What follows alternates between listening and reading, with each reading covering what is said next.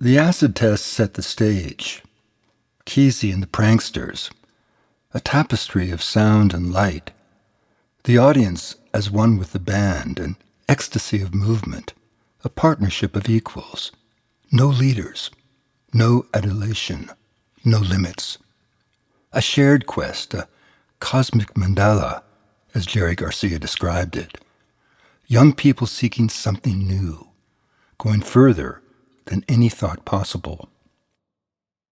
LSD was a catalyst. Nothing taught in school or distilled from scripture could match what acid delivered, a spiritual catharsis that cracked open the sky. Parents warned that if you took the drug, you'd never come back the same. That, of course, was the entire point. But for the Dead, it was always about the music, and they could play anything. Rock and roll, blues, folk, Stax Volt, rhythm and blues, rockabilly, jug band, country western, gospel, calypso, western swing, New Orleans or jazz. Their set list drew from every genre, a repertoire that in time grew to over 500 songs. No two shows were ever the same, and they played 2,318 of them.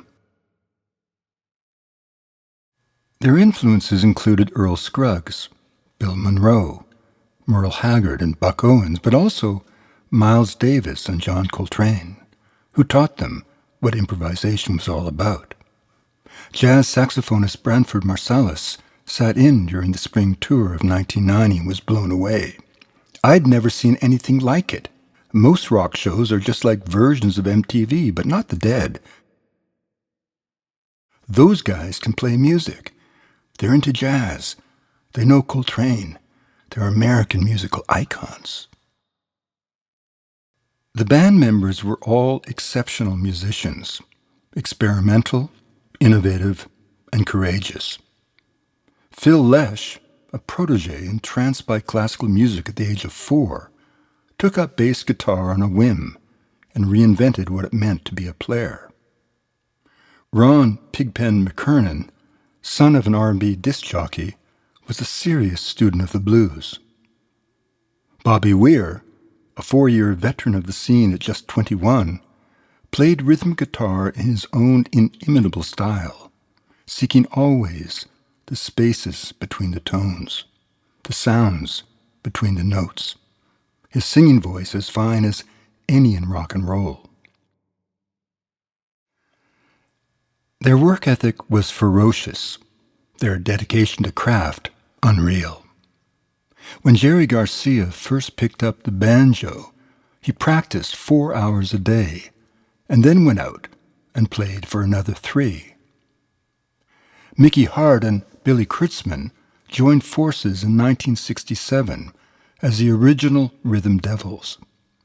They used self-hypnosis to synchronize their beats, each drumming with one hand around the other's back, both playing with one arm, pausing to check their pulses, locking in their heartbeats.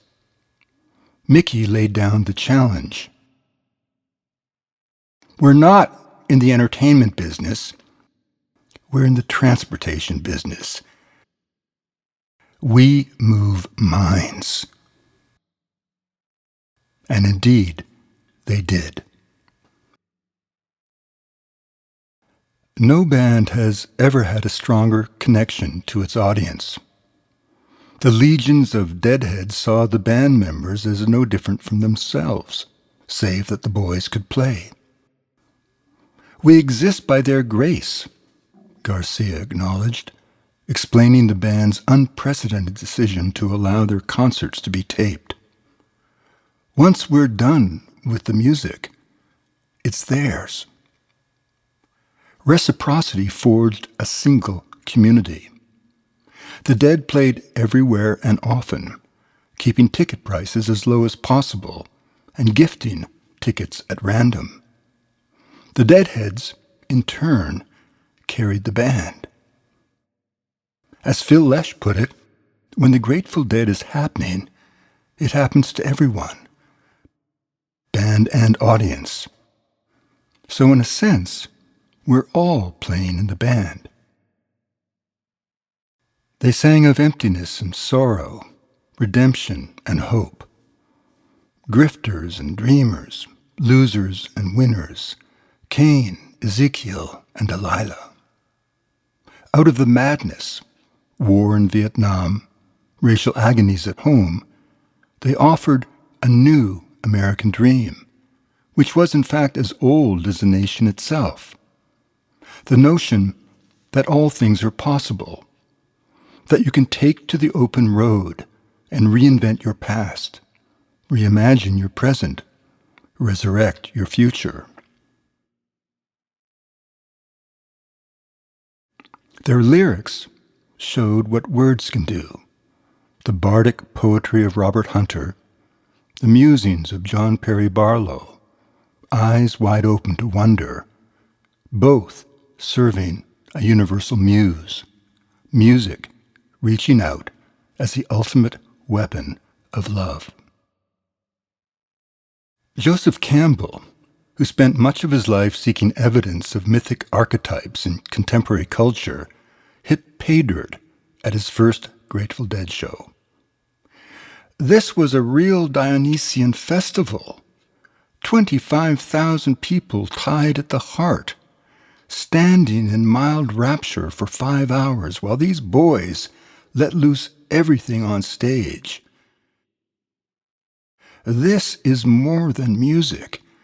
It turns something on here in the heart, and what it turns on is life energy. He later described a Grateful Dead concert as a religious experience, the antidote to the atom bomb. As Deadheads have always professed, there has never been anything to compare to the Grateful Dead, very much alive, playing their hearts out, true always to a single mantra. It is not the artist that sings the song, as Bobby Weir would say. It is the spirit of the song that sings the artist.